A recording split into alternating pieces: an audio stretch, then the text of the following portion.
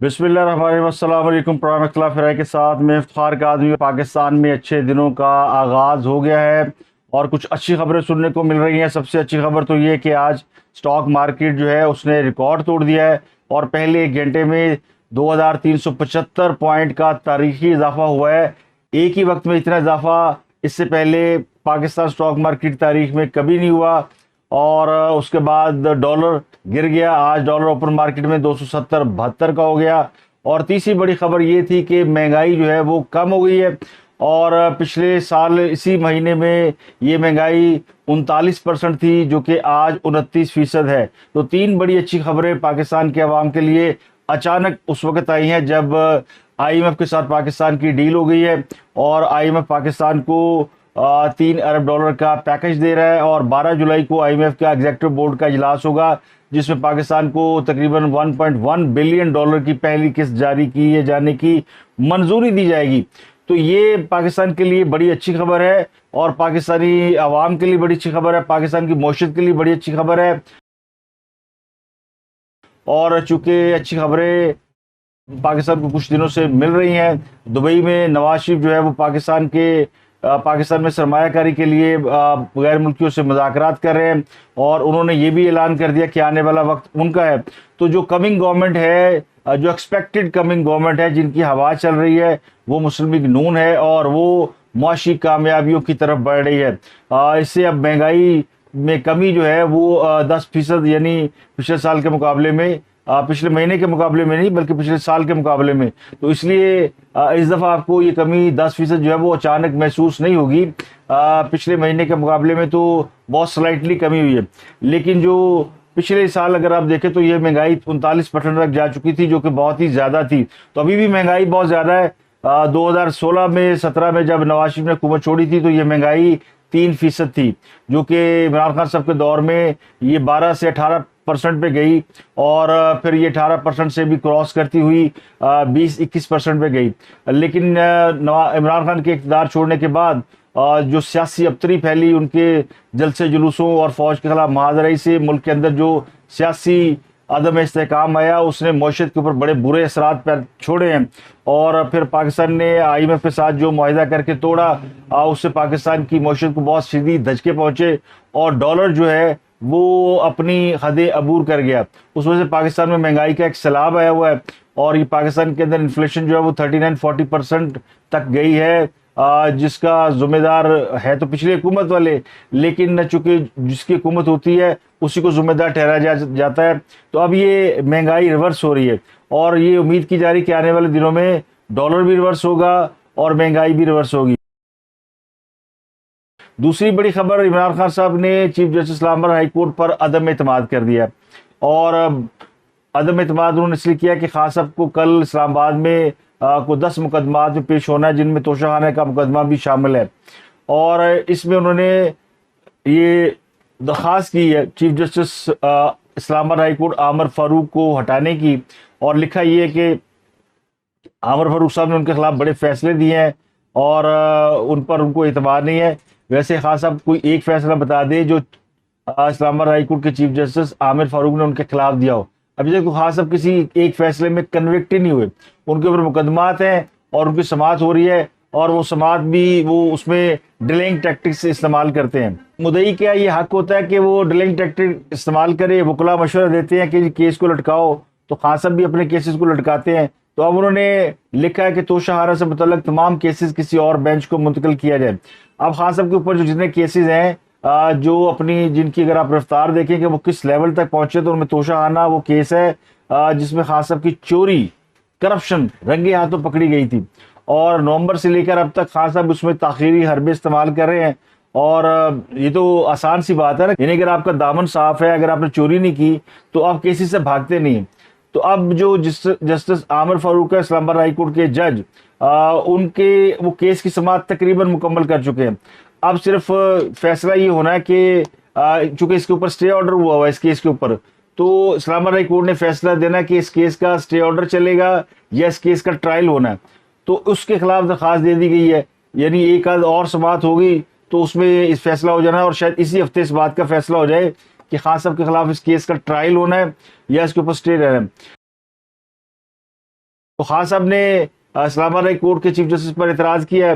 اس سے پہلے حکومت جو ہے وہ چیف جسٹس عمر عطا بدیال سمیت وہ جو 3 رکنی خامخیال بینچ ہے اس پر بھی اعتراض کر چکی ہے, جسٹس منیب اختر پر, جسٹس اعجاز الحسن پر. لیکن یہ تینوں ججز نے خود کو بینچ سے علیحدہ نہیں کیا. یہ 3 رکنی جو بینچ تھا یہ ان کے اوپر اعتراض کیا تھا, تو انہوں نے اعتراض کے باوجود کیسز سنے ہیں اور کسی بینچ سے خود کو علیحدہ نہیں کیا. اب جسٹس عامر فاروق وہ بھی اس بات کا امکان ہے کہ وہ اس کیس سے خود کو علیحدہ نہیں کریں گے کیونکہ کیس کی پروسیڈنگ مکمل ہو چکی ہے. اگر وہ خود کو علیحدہ کر لیتے تو یہ کیس پھر ظاہر ہے یہ التوا کا شکار ہوگا, کسی اور بینچ میں لگے گا, کسی اور جج کے پاس جائے گا اور پھر نئی تاریخیں پڑیں گی. تو خان صاحب نے کل اسلام آباد میں مختلف کیسز میں ضمانتوں کے لیے پیش ہونا ہے اور انہوں نے وہ درخواست بھی کر دی ہے فیڈ کچہری کو 1 دن کے لیے جوڈیشل کمپلیکس اسلام آباد منتقل کیا جائے. تو اب تو خان صاحب کو ویسے کوئی خطرہ نہیں ہے اور نہ ہی ان کو کیسز میں کوئی اتنی زیادہ تعداد میں لوگ آتے ہیں ساتھ کے فیڈ کچہری وہ جا نہیں سکتے. تو بہرحال عدالت منتقل کرنی ہے تو کر دی جائے, اس میں کوئی پرابلم والی بات نہیں ہے. اب خان صاحب کی اہلیہ بشرا بی بی اور خان صاحب کے بارے میں یہ بھی انہوں نے اگلے 1-2 دن میں نیب کے سامنے پیش ہونا ہے اور اس بار پھر پی ٹی آئی والے یہ شور مچا رہے ہیں کہ اس بار نیب میں وہ پیش ہوئے تو ان کی گرفتاری ہو جائے گی. اور خان صاحب کی گرفتاری کے حوالے سے جتنے ایکسائٹیڈ یا جتنی پریڈکشن پی ٹی آئی والے کرتے ہیں کوئی اور نہیں کرتا, اور کسی اور کو شاید اس بات سے اب غرض نہیں رہے گی خان صاحب گرفتار ہوتے ہیں یا نہیں ہوتے, کیونکہ خان صاحب جو ہے وہ اصل ملزم تو اب ریاست کے ہیں اور ریاست جو ہے وہ انہیں 9 مئی کے حملوں کا ماسٹر مائنڈ قرار دے چکی ہے. نہ صرف انہوں نے ماسٹر مائنڈ قرار دیا بلکہ ان کے خلاف ایک بہت بڑے سلطانی گواہ بھی سامنے آ چکے ہیں, اور وہ سلطانی گواہ کوئی اور نہیں, ان کی پارٹی کے صوبائی صدر بھی ہیں اور چیف منسٹر بھی رہے ہیں KPK کے, ان کا نام ہے پرویز خٹک. تو پرویز خٹک صاحب نے جو عید کے ایام میں ایک بم پھوڑا وہ بم بہت خطرناک تھا. اس بم کے اثرات جو ہے وہ پی ٹی آئی کے کارکنوں قیادت سب میں محسوس کیے جا رہے ہیں. پرویز خٹک صاحب نے ایک بیان دیا اور اس بیان میں انہوں نے کہا کہ یہ جو فوجی تنصیبات پر حملے ہوئے ہیں یہ منظم سازش کے تحت ہوئے ہیں, اور جن میں کور کمانڈر ہاؤس لاہور, قلعہ بالا حصار, ریڈیو پاکستان پشاور, ان پہ جو جتنے حملے کیے گئے یہ سب پلاننگ کے تحت ہوئے. اور عمران خان صاحب نے اپنی جو قیادت ہے نمبر 1 ٹیئر ہے ان کو اعتماد میں نہیں لیا بلکہ چند لوگوں کے ساتھ انہوں نے یہ ساز باز کی اور اس کے بعد انہوں نے یہ حملے کیے. تو ان کو شو کاز نوٹس جاری کیا گیا. اس سے پہلے بھی جب وہ ان کے بارے میں اطلاع تھی کہ وہ کوئی اور پارٹی بنانے جا رہے ہیں, کوئی اور لائن لینے لگے, تو پارٹی نے انہیں شو کاز نوٹس دیا تھا اور انہوں نے کسی اس شو کاز نوٹس کا جواب نہیں دیا. انہوں نے کہا میں کوئی سرکاری ملازم تو ہوں نہیں. تو پی ٹی آئی نے فی الحال تو پارٹی سے نکال دیا ہے, لیکن جو پی ٹی آئی نے جواب دیا ہے وہ از خود جو ہے وہ اعتراف جرم ہے. یعنی ایک تو پرویز خٹک صاحب نے یہ الزام لگایا کہ الزام کیا, وہ سمجھے کہ پارٹی کے جو ٹاپ 5 لیڈرشپ ہے ان میں شامل ہیں, پی ٹی آئی کے پائنر بھی ہیں, پرویز خٹک جو ہے وہ عمران خان صاحب کے بڑی بھی ہیں, ان کے ساتھ کالج فیلو بھی رہے ہیں, اور پھر یعنی بہت سے رازوں کے وہ امین ہیں. اور وہ اگر یہ کہہ رہے ہیں کہ عمران خان صاحب نے ان کے اعتماد میں لیا اور یہ جو کچھ کیا یہ پلان کے تحت ہوا اور اس بات کو مانتے ہیں, تو یہ ان کی حیثیت اب ایک سلطانی گواہ جیسی ہو گئی ہے. جو پارٹی کی جو قیادت ہے وہ اپنے چیئرمین کے خلاف یہ سٹیٹمنٹ دے رہی ہے. اس پر جو پی ٹی آئی کا ریئیکشن ہے وہ اس سے بھی ورسٹ ہے, اور پی ٹی آئی کہتی ہے کہ جناب یہ جو عمران خان کو انہوں نے 9 مئی کے واقعات کا ذمہ دار ٹھہرایا یہ جھوٹ ہے, بے بنیاد ہے. لیکن پرویز خٹک بطور صوبائی صدر تمام فیصلوں میں مکمل طور پر شریک ہوئے, اور اس کے ساتھ ساتھ انہوں نے کہا کہ یہ اسٹیبلشمنٹ کے ساتھ رابطے میں تھے, اور ان کو پریس کانفرنس کرنے کے بعد جو ہے وہ عمران خان میں غلطیاں نظر آنے لگی. اگر انہیں اعتراض تھا تو یہ اس وقت عہدے سے مستعفی کیوں نہیں ہوئے, اور انہوں نے 9 مئی کا انتظار کیوں کیا, اور عمران خان نے جو 25 مئی اور 26 نومبر کے دھرنے ہیں وہ انتشار کے پیش نظر جو ہے وہ ملتوی کیے تھے, اور پی ٹی آئی نے 15 سال میں 100 سے زائد جلسے کیے, ایک گملہ نہیں توڑا. تو پی ٹی آئی کا موقف یہ ہے کہ اگر عمران خان صاحب نے 9 مئی کو ان فوجی تنصیبات پر حملوں کا فیصلہ کیا تھا تو پرویز خٹک اس میں شریک ہے, یعنی ان سے بھجنا نہیں. تو وہ کہہ رہے ہیں کہ یہ پرویز خٹک تو شریک جرم ہے. اگر وہ شریک جرم ہے تو اس کا مطلب ہے کہ کوئی جرم ہوا ہے, اور وہ جرم 9 مئی کو فوجی تنصیبات پر حملے کرنا ہے، تو پھر اس کا مطلب پی ٹی آئی یہ مان رہی ہے کہ 9 مئی کو جو سازش کی گئی، پلاننگ کی گئی، پرویز خٹک اس کا حصہ تھے. تو یہ از خود یہ نہیں سمجھ لے کہ اپنی جگہ پر ایک اعتراف جرم ہے. اب اس کے بعد ظاہر ہے پرویز خٹک صاحب کی تو خیر نہیں ہے، ان کو شو کا نوٹس بھی جاری کیا گیا، پوچھا گیا پارٹی میں رہنا کہ نہیں رہنا. ظاہر ہے انہوں نے پارٹی میں رہنا ہو تو اس قسم کی باتیں وہ کیوں کریں. اب ان کے اوپر جو ہے وہ P T I Khyber Pakhtunkhwa کے لوگ ان کو 2 کوڑی کا لیڈر قرار دے رہے ہیں اور کہہ رہے ہیں بڑا گھٹیا آدمی ہے، چرسی ہے، تیلی ہے. اس سے پہلے جب ان کو مخالفین کہتے تھے تو پی ٹی آئی والے ان کو گالیاں دیتے تھے. یہی پرویز خٹک ہے جنہوں نے عمران خان کی حکومت کے پی کے میں 5 سال بڑی کامیابی سے چلائی، اور پی ٹی آئی کا جو ووٹ بینک بڑھا 5 سال میں، خان صاحب کے 2018 میں اقتدار میں آنے سے پہلے، اس میں پرویز خٹک کا بڑا امپورٹنٹ رول ہے. اور پرویز خٹک کی جو تمام فیملی ہے وہ سیاسی فیملی ہے. اس سے پہلے ان کا تعلق پیپلز پارٹی سے رہا ہے، لیکن بعد میں پی ٹی آئی میں شفٹ ہو گئے، اور اب ان کے اوپر ظاہر غداری کے الزام کہ پٹھان ہو کے غدار ہو گیا، پارٹی چھوڑ گیا، بے وفا ہو گیا. رولا پڑا ہوا کہ جی کون ہے جو بے وفا ہے، کون ہے جو وفادار ہے. تو یہ وفاداریاں ریاست کے ساتھ ہونی چاہیے، حق کے ساتھ ہونی چاہیے، سچ کے ساتھ ہونی چاہیے، یا کسی کلپریٹ کے ساتھ ہونی چاہیے. یہ چھوٹی سی بات ابھی جو ہے بہت سے لوگوں کو سمجھ میں نہیں آ رہی. تو پرویز خٹک سمجھدار آدمی ہے. ان کو جب وہ اریسٹ ہوئے تھے تو ان کو شاید وہاں پہ کوئی ایویڈنس بھی دکھائے گئے تھے، اور کہ یہ ٹھوس ایویڈنس ہے عمران خان کے خلاف، اور اس سے آپ خود کو ڈسٹنس کر لیں تو آپ بچ سکتے ہیں. تو انہوں نے خود کو ڈسٹنس کر لیا. تو پرویز خٹک جو ہے وہ پہلا سلطانی گواہ کے طور پر سامنے آیا ہے.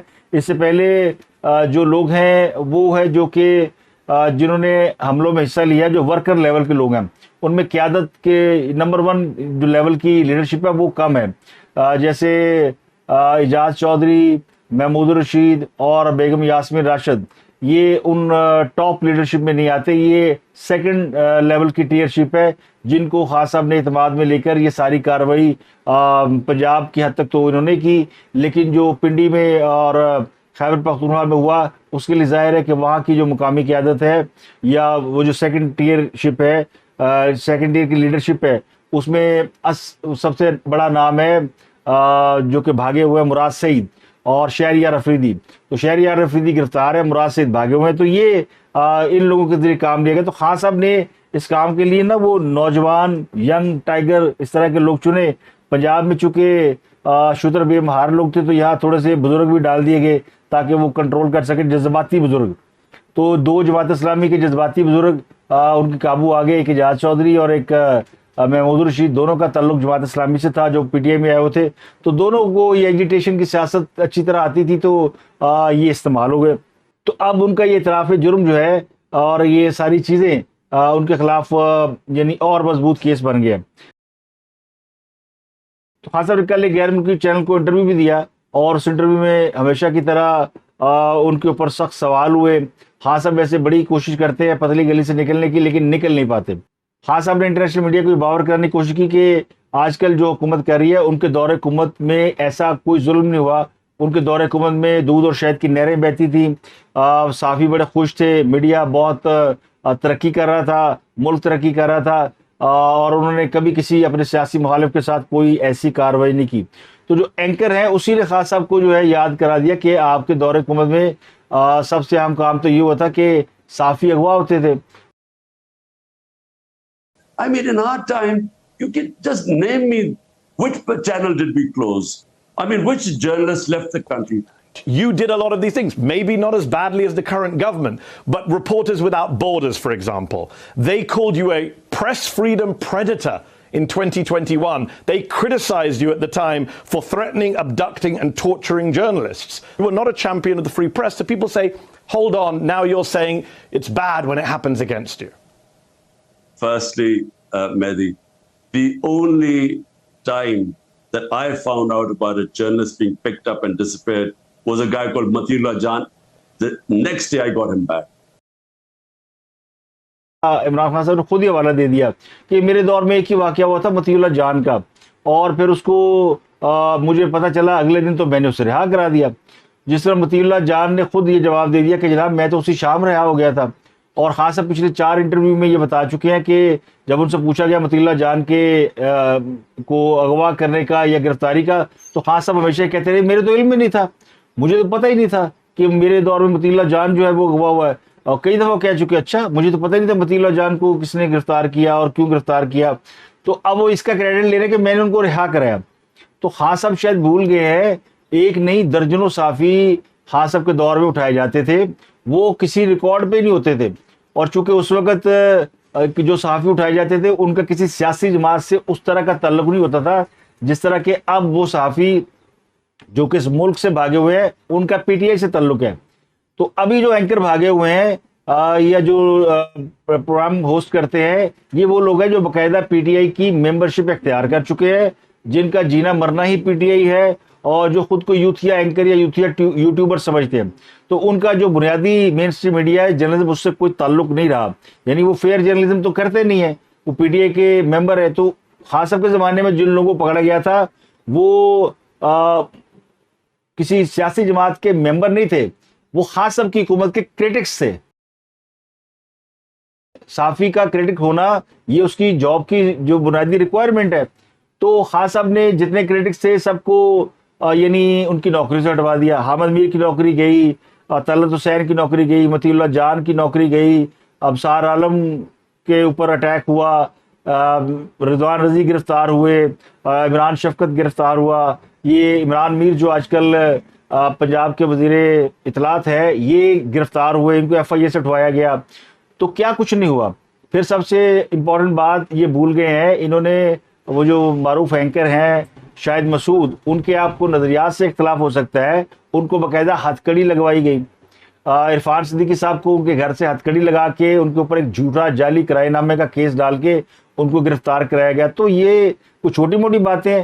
اور آپ کو بتا دیں آپ نے سب سے بڑا میڈیا ہاؤس کا مالک تھا میر شکیل الرحمان، اس کو ذاتی پرسنل ونڈیٹا پہ نیب کی حراست میں رکھا. پھر میر شکیل الرحمان ان کے اوپر جعلی پلاٹوں کے کیس ڈال دیا آپ نے. پھر آپ نے چینلوں کے لائسنس منسوخ کرانے کی کوشش کی، 24 چینل بند رہا، دن نیوز بند رہا، یہ نیو ٹی وی اس کے اوپر یعنی قدغنیں لگائی گئی. تو بہت کچھ ہوا. اب وہ خان صاحب چاہتے ہیں کہ وہ وقت لوٹ آئے، لوگ فلمیں بنا کے دکھائیں کہ خان صاحب کے دور میں کیا ہوا. خان صاحب کے دور میں تو سوال پوچھنا منع تھا میڈیا کے حوالے سے. خان صاحب بات سننا پسند نہیں کرتے تھے، بلکہ خان صاحب نے آتے ہی جو پہلی پالیسی تھی ان کی اڈے کٹے وچھوں کے علاوہ وہ یہ تھی کہ میڈیا کو کس طرح ڈیمولش کرنا ہے.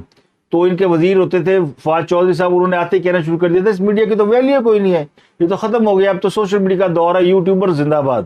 انہوں نے میڈیا کے سب سے پہلے اشتہار روکے. چلے اشتہار روک دیے کوئی بات نہیں، حکومت کا اپنا یعنی فیل ہوتا ہے، وہ حکومت ایک کلائنٹ ہے میڈیا کی، اگر وہ اشتہار روکتی ہے تو کوئی بات نہیں. لیکن جو کام وہ کروا چکے تھے اس سے پہلے جو حکومتیں تھیں ان کے ذمے جو واجب الادا بل تھے وہ بھی اس حکومت نے روک لیے. تو میڈیا ہاؤسز جو ہے وہ فائنینشلی طور پر کرپٹ ہو گئے. کئی میڈیا ہاؤسز بند ہوئے ہیں. وقت نیوز کدھر گیا؟ بند ہو گیا. دن نیوز آج کل بند پڑا ہوا ہے. دن نیوز کے اوپر بہت افتاد آئی، فائنینشیل بہت زیادہ ان کے اوپر یعنی پریشر ڈالا گیا. تو درجنوں ٹی وی ایسے ہیں جو کہ بند ہو گئے، جنہوں نے لائسنس بھیج دیا، اب کوئی اور لوگ چلا رہے ہیں. یہ بھی بہت سے لوگ نام بدل کے جو چینل چلا رہے ہیں، نئے سنو ٹی وی آ گیا، ماضی میں کچھ اور تھا، 92 کچھ آ گیا، یہ ماضی میں کچھ اور تھا. یہ سارے وہ چینل ہیں جنہوں نے جو یعنی سرمایہ داروں کو یعنی انہوں نے بائی کیے، جن میں ایک آپ نیوز بھی تھا جو انڈس ہوتا تھا کسی زمانے میں، اس کا نام بدلا گیا، انڈس والوں کو زبردستی پریشر ڈال کے ان سے لائسنس چھینے گئے. تو بہت کچھ ہوا. تو خان صاحب جو ہے وہ شاید بھول گئے ہیں، اور چلتے انٹرویو بند کرا دیا کرتے تھے. کسی کا انٹرویو نشر ہونا تھا فون جاتا تھا انٹرویو نہیں چلے گا. تو جتنا ظلم خان صاحب کے دور حکومت میں ہوا، خان صاحب تو سمجھتے کہ شاید سارے ہی جو ہے وہ بھنگی ہیں، نشئی ہیں، بھول جاتے ہیں. تو ایسا نہیں ہے، لوگوں کو یاد رہتا ہے. اور چونکہ اس وقت یقینی طور پر لوگوں کی میموری شارٹ ہے، کیونکہ اور بڑے گیجٹس آ گئے جو مائنڈ کو گیج رکھتے ہیں، لیکن پھر بھی لوگوں کو کے سامنے وہ ہسٹری ریکال ہو جاتی ہے کہ خان صاحب نے اپنے دور حکومت میں کیا کچھ کیا. بلکہ میں کہتا ہوں کیا کچھ نہیں کیا. انہی کے دور میں جو ایک بڑی مشہور اصطلاح تھی شمالی علاقہ جات کی سیر کرنا، بڑے صحافی گئے. بڑے صحافی اب نام بتاتے نہیں ہیں، کیونکہ اس وقت کسی صحافی کو کوئی پولیٹیکل سپورٹ نہیں تھی، تو لوگوں کو پتہ بھی نہیں چلتا تھا کون اٹھایا گیا، کون اغوا ہو گیا، کس کو لے گیا، خبر دبا دی جاتی تھی. تو آج بھی اسی طرح کا عالم ہے. بہت سے لوگ بے روزگار ہو کر بیٹھے ہیں. یہ جو یوٹیوبرز کی لاٹ آپ دیکھ رہے ہیں, یہ وہ لوگ ہیں جن کو نوکریوں سے نکلوایا گیا, اور پھر انہوں نے بیٹھ کے وہی کچھ کہا جب وہ کہتے تھے. تو آج ان کی بعض میڈیا چینلز پہ واپسی ہو گئی ہے. تو خان صاحب تو اس لیے بات کرتے ہیں کہ ان کی پارٹی کے ممبر ہیں. اگر یہ لوگ ان کی پارٹی کے نہ تو خان صاحب کبھی اس پہ آواز نہ اٹھاتے کہ جی وہ عمران ریاض چلا گیا, یا ارشد شریف مرحوم کے ساتھ کچھ ہو گیا, یا باقی کے لوگ باہر ہیں یا اندر ہیں. تو یہ لوگ ملک چھوڑ کے بھاگے ہیں, یہ حکومت کے ڈر سے نہیں بھاگے. انہوں نے جو کچھ کیا ہے یہ ان کا معاملہ تھا اسٹیبلشمنٹ کے ساتھ. حکومت نے کسی کے اوپر کوئی یعنی نہ پابندی لگائی, نہ کسی کو بگایا, نہ کسی کے ساتھ کوئی ظلم کیا. ایون اے آر وائی جیسا چینل بھی آج انڈیپینڈنٹ کام کر رہا ہے, بول بھی کام کر رہا ہے, اور حکومت کا ناقد ہے. سخت تنقید اس وقت کون کر رہا ہے؟ بول کر رہا ہے. تو بول پہ کون سی پابندیاں لگی ہوئی ہیں؟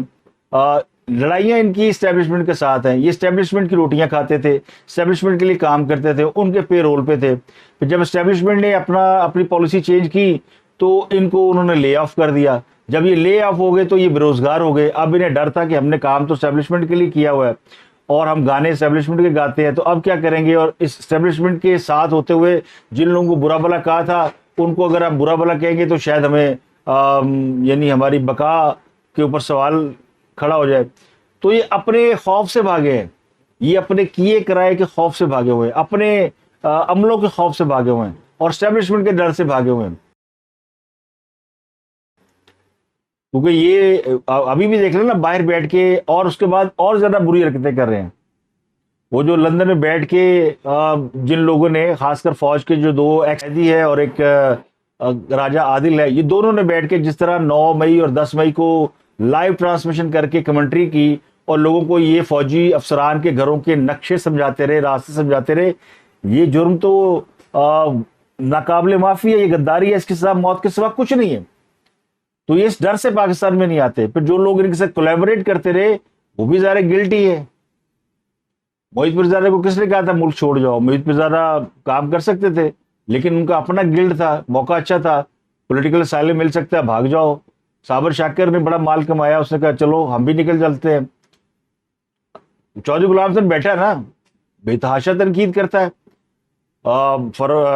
ہمارے وہ دوست ہیں حبیب اکرم, بے تحاشا تنقید کرتے ہیں. حسن سار حکومت کو 9 کروڑ گالیاں دیتا ہے, ان کو تو کسی نے کچھ نہیں کہا, کیونکہ وہ ممبر نہیں ہے, وہ پرانے گھاگ قسم کے جرنلسٹ ہیں. وہ کہیں نہ کہیں اپنی جرنلزم کو پریورٹی دیتے ہیں. تو جو بیچارے اس کام میں اناڑی تھے, پھر ان کی ظاہر دوڑیں لگی. تو یہ بات لمبی ہو گئی. تو اصل جو معاملہ ہے وہ یہ کہ خان صاحب کے خلاف سلطانی گواہ بھی آ گئے ہیں, اور اب ان کی چونکہ ان کا اگلے 1 مہینے 1.5 مہینے میں جو لوگ گیس کر رہے ہیں, اور خان صاحب کا وہ کہتے ہیں نا سب کو گھبرانا نہیں, تو یہ خان صاحب نے دراصل یہ ڈائلاگ بھی اپنے لیے ایجاد کیا ہوا تھا. یہ اب ان کی گھبراہٹ جاری ہے, ان کے گھبرانے کا وقت ہے, اور وہ گھبرا بھی رہے ہیں. لیکن ان کے پاس ایک ایسی دوائی ہے جس کو پینے کے بعد ان کی گھبراہٹ جو ہے وہ دور ہو جاتی ہے. تو وہ دوائی کب تک ان کا ساتھ دے گی تو یہ وقت بتائے گا. یہ وہ کہانی ہے جس کا انجام پہلے سے پتہ چل جاتا ہے. بعض فلمیں ہوتی ہیں نا, بعض ڈرامے ہوتے ہیں کہ آپ کو انجام کی سمجھ آ جاتی کہ کیا ہوگا. تو یہ کچھ اسی قسم کی کہانی عمران خان صاحب کی, جن کے بارے میں لوگوں کو پتہ چل چکا ہے کہ اس کا انجام کیا ہوگا. تو اب تک کے لیے اتنا ہی. آپ سے ملاقات ہوتی اگلے ولاگ میں. اپنا گرد و نواح کے لوگوں کا بہت خیال ہے.